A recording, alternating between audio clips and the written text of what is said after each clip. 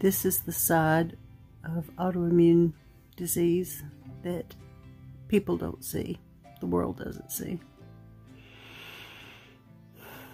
In between my busy days, I have a day where I mostly just retreat to my bedroom, where I have a little bed tray table filled with all my drinks, my things to drink, and eyeglasses and stuff. And I just rest. Because unlike all of my life up to the past, I guess the past 5 or 6 years has been really when the change has happened in my life. Up to that point, I had boundless energy, and I just did stuff on and on and on, because raising 5 children and being very active in your church, and the children being very active in sports and music and all the things that they do. There it is. I knew I had a hair that should be in the ponytail was right there. Getting all that stuff organized and taking care of all that, mostly just me doing it, because Ben, I'm trying to get that glare off my glasses. Ben is the one who has always been blessed with a really good job. He is very smart and he's a very hard worker. So the way that we have worked our life out up to this point is, this is a boppy pillow, and I use it because I can configure it in all kinds of ways according to what hurts on any particular day. Ben has always been the one who was able to keep our paychecks coming in, and by glad agreement, I managed the children and the household and all the things all these years. And I did that right up until and I also have worked, you know, outside the home at different seasons in my life. The most recent outside the home job was, I was our church secretary for a few years. 5 years? 4 or 5? I need to count it up and see exactly how long it was. I loved that. That was wonderful. I loved being, the church office is like the central heartbeat, the hub of all the church activity, and I loved that. It was really good. I got to use my creative skills in lots of different ways there, and it taught me a lot of relating skills and human interaction skills. I mean, new aspects of dealing with people who might be hurting, people in need, all those kind of things, and that was good. But while I was working at the church, my health was steadily declining, and I did get a diagnosis. And if you've not heard me say it before, I've been diagnosed with lupus. I have fibromyalgia. I have Sjogren's syndrome, and that's on top of just more normal kinds of issues like osteoarthritis, that kind of stuff. What happens with autoimmune? Oh, chronic fatigue. That's a big one. What happens is that once you have a diagnosis in one autoimmune category, they do cross over. You do tend to kind of get in a situation where they kind of stack up. I am a borderline diabetic. I do not have to take insulin shots, but I am on medication to help control my blood sugar. And, the amount of pills I take, you'd think I was 99 years old. But it's pills, you know, it's prescriptions and supplements, that kind of thing. So, you know, when you look at my handful of medication, I've got a son-in-law who calls it my pill salad. And he's not wrong. So what I end up, you know, people see, the public sees me when I am at my high points, at the strong moments, the strong hours. That's when I'm able to do a video, or just in my non-YouTube life. That's when I'm able to be at church. That's when I'm able to go out with my family to eat at a restaurant, or go thrifting, or, you know, those things. But if there's a big event, like recently my daughter's baby shower, I did the decor for that because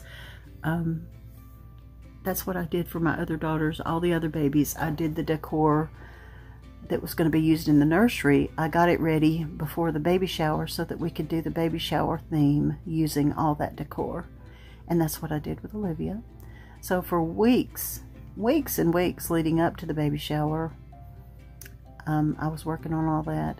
But the week of, I mean, I really tried, but I wasn't super successful. Tried to rest, to try to bank some strength.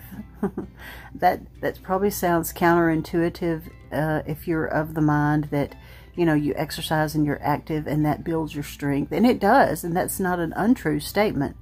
But when you're dealing with something invisible and not really fully understood, there's components of my body chemistry that they're stronger than my will and stronger than my efforts. And chronic fatigue is something that I didn't understand. I knew I was tired a lot just from being active and having a lot of kids, but I didn't understand how chronic fatigue doesn't give you an option for when you have to be still. When chronic fatigue and Sjogren's and lupus and all the body pain, all that, when it makes itself known, I don't have an option to do the things I want to do. I just have to bear it. And sometimes I can bear it and do other things, do a few limited other things, and sometimes I just have to come to my little back of the house retreat. This is not my bedroom. There's a bed in this Grandma Moses room. I call it that because I have a lot of my antiques in here and a lot of my craft supplies. And you know, Grandma Moses was a folk artist who didn't even start painting till she was like in her 80s. And I just admire that so much, to think that after you've lived a really long life, that then you could have an opportunity for your creative side to just flourish. I think that's wonderful. So when I was putting this room together, I was calling it the Grandma Moses room, and I still do when I refer to it. But there's a bed in here, and all my stuff, all my junk, all my antiques are all around me. That birdhouse on top of the dresser back there, my daddy made that. Love it.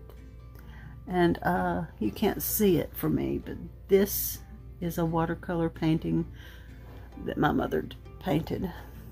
So I come from creative people. I come from antique collectors. So, you know, I have a video November of 2021. If you go back and look where I was raised, it's a video of my parents' house. You would find that interesting if you've ever wondered, why is she the way she is? You'll understand more when you see the house I was raised in. It's amazing. Just amazing. So, I was just lying here, catching my breath. I just had a precious friend bring me lunch. And we sat at my dining room table, and we talked, and we cried a little bit. And I cried. And enjoyed lunch together. And that really meant a lot to me. Thank you for that, Amy. So, I just came back here to lie down and rest because this is Friday and my husband's coming home early and we're going to start working on the she shed again. And you know, the shed is happening because my precious daughter Olivia and her husband Ryan and their baby that's due in 6 weeks, they're moving in with us for a time. But in order to make room for them, it's a 5-bedroom house and it's on 2 levels. We have a walkout basement. We're shifting half my house to make the most ideal space that we can make for Olivia and Ryan and the new baby. My grown sons who are in college, their bedrooms are on the downstairs, the walkout basement level, because down there it's 2 bedrooms, a bathroom, a little kitchenette, and a large playroom, big open living space. So it makes sense that that would be a space that a married couple with a newborn baby should have. And the boys didn't come upon this realization themselves because they really like their separate space down there. I mean, you know, they're college age, so they like having their separate space, and I don't blame them.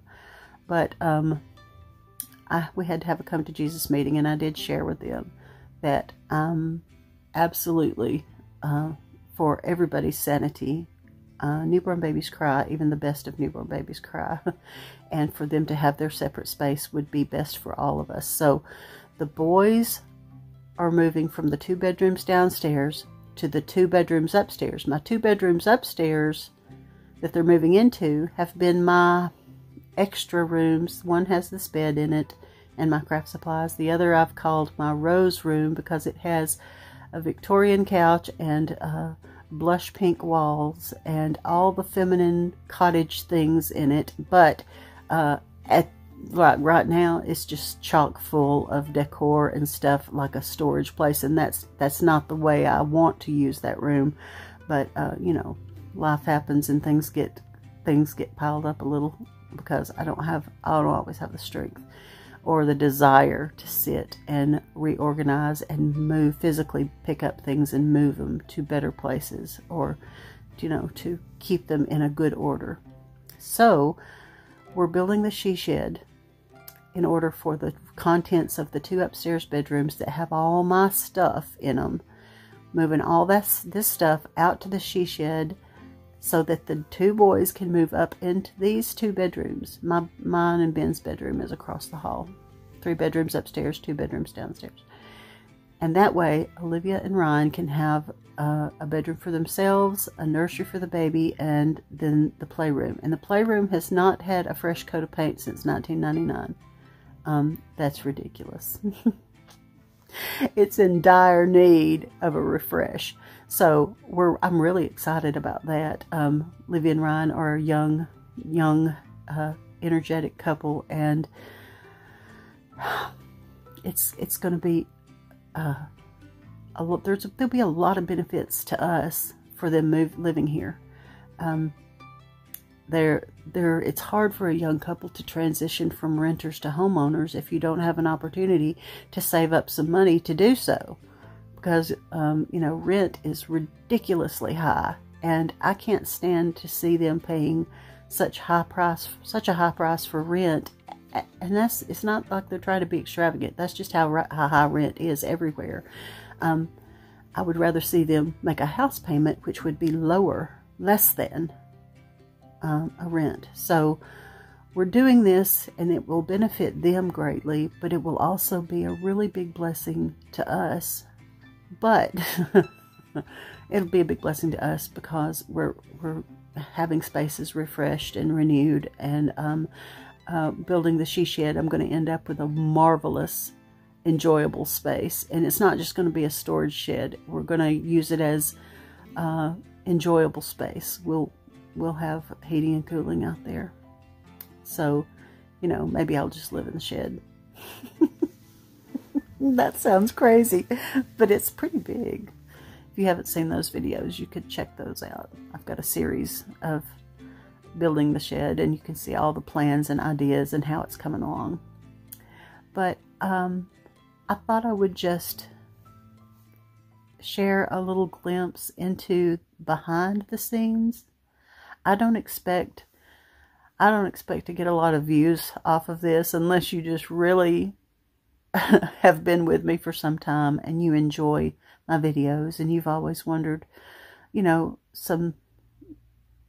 maybe you've had questions about why I am the way I am, or if I mention didn't feel well. Well, it's because I deal with some health challenges. But you know, God is good, and I don't want anybody to think that I don't have a good life. I do. I just have to manage it differently. And the hard times, the hardships, are not a punishment from God. They are a consequence of living on an earth in a world where there is, for now, there is sin and sickness. But that's not the end of the story. God has a plan, and there is a hope. There is the truth of what's going to happen next, which is that Jesus will return, or we will go to heaven before he returns. But this earth and the condition we're living in now is not our final destination. And Jesus, you know, God never promised us exemption from hardship. In fact, he said, expect that you will have hardship in this world. But it's through the hardship that he can prove himself faithful to us. And through the challenges is where we get our rough edges sanded off. It gives us opportunity to become more Christ-like and to develop character that's deeper and stronger than if we just had everything perfectly catered to us or perfectly aligned to where we didn't have to deal with anything, didn't have to figure out how we're going to get out of this scrape, or what in the world, how is there going to be a way out of this situation, or through this, or over it. So many times God has made a way where there seemed to be no way. No way. And God will make a way because he's faithful and he loves us. And his love for us truly is a parent's love for a child. Just like we don't let our toddlers sit and consume 40 cookies at a time, because that's not what would be good for them.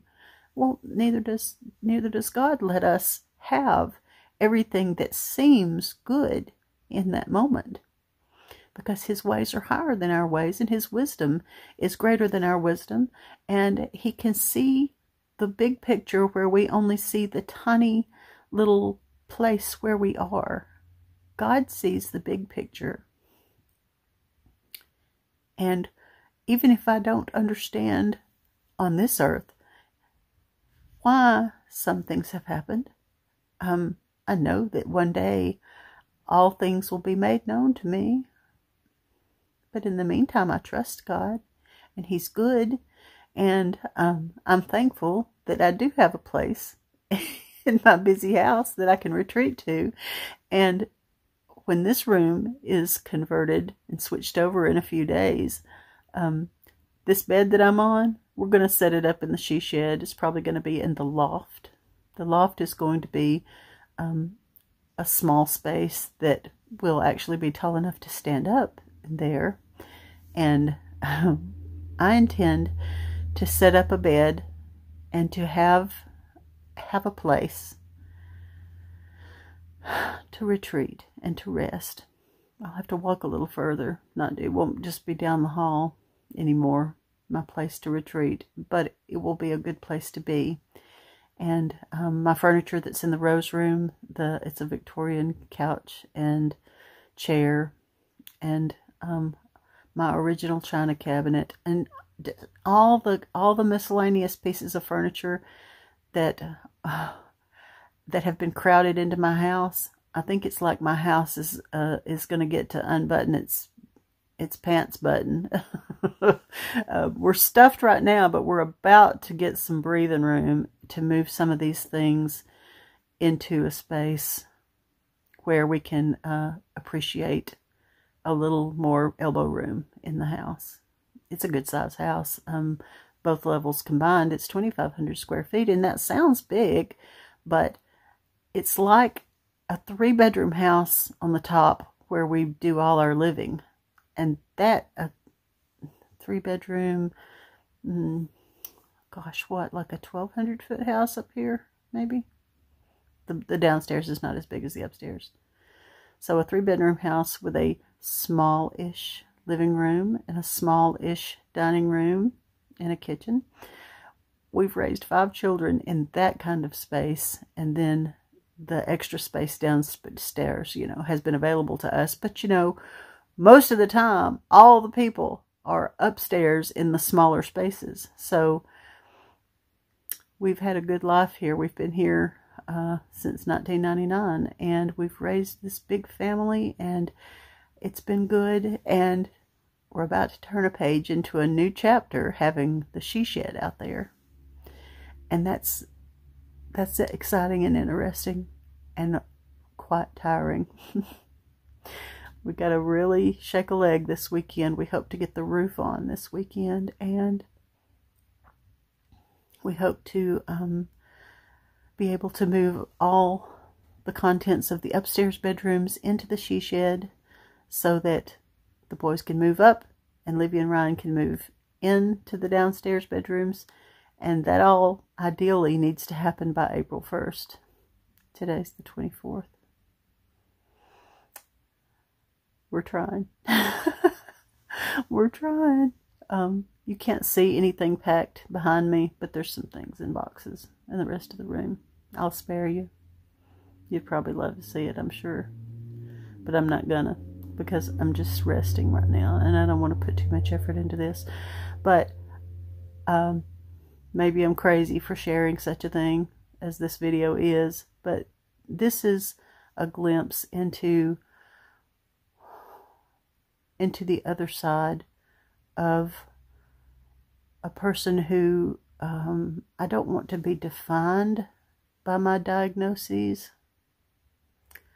I don't want to be known just for that, because I'm a person, and that is part of what my life is, but it is not my whole life, you know.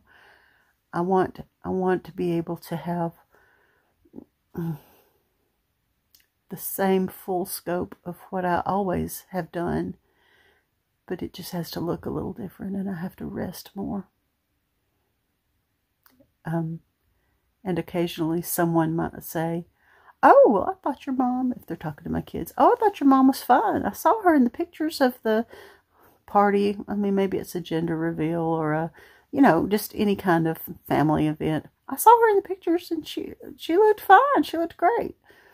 Well, yeah, in that picture, in that moment, I was probably smiling because I was happy to be there and all that. But what they don't see in the one picture is the fact that 3 separate times at that event, I went to a back bedroom and laid down because maybe I was having a symptom flare that day, and I just couldn't stand to be completely 100% active and present in that day.